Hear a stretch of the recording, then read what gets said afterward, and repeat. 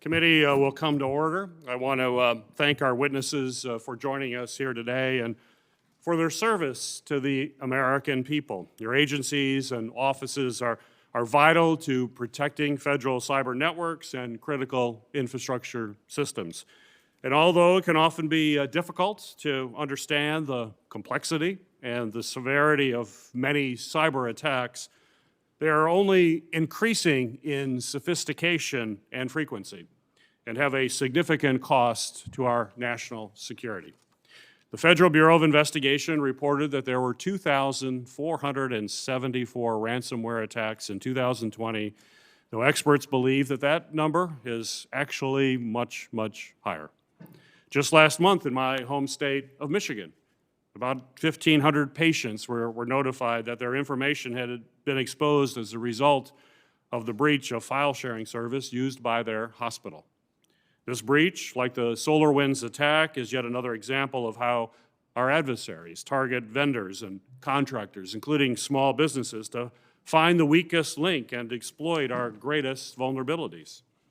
In order to prevent these types of attacks, potential victims from the public sector to the private sector must be aware of these ever-changing threats and have the right information to safeguard their networks.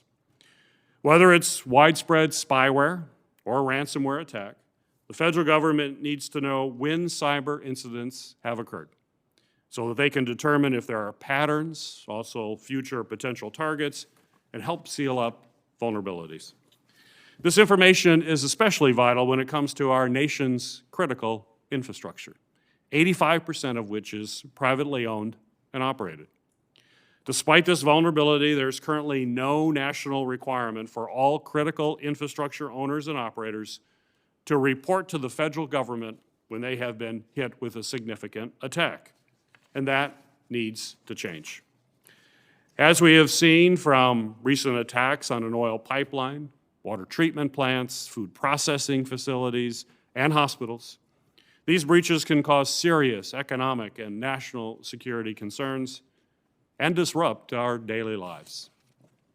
If multiple critical infrastructure entities, like energy companies, for example, are reporting similar attacks, then CISA and other federal agencies should be able to warn others, prepare for potential impacts to that sector or other related sectors, and help prevent further widespread attacks.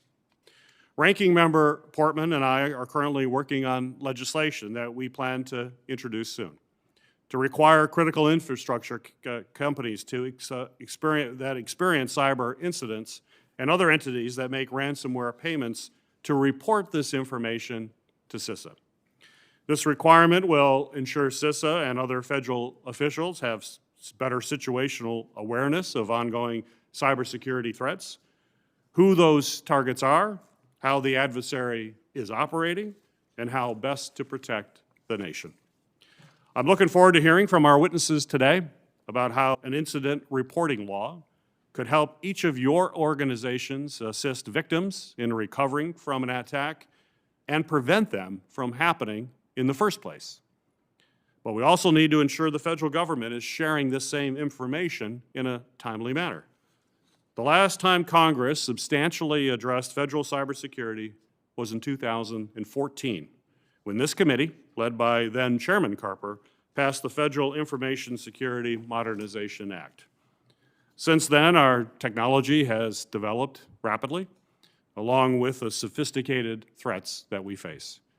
When that legislation was passed, CISA had not yet even been created.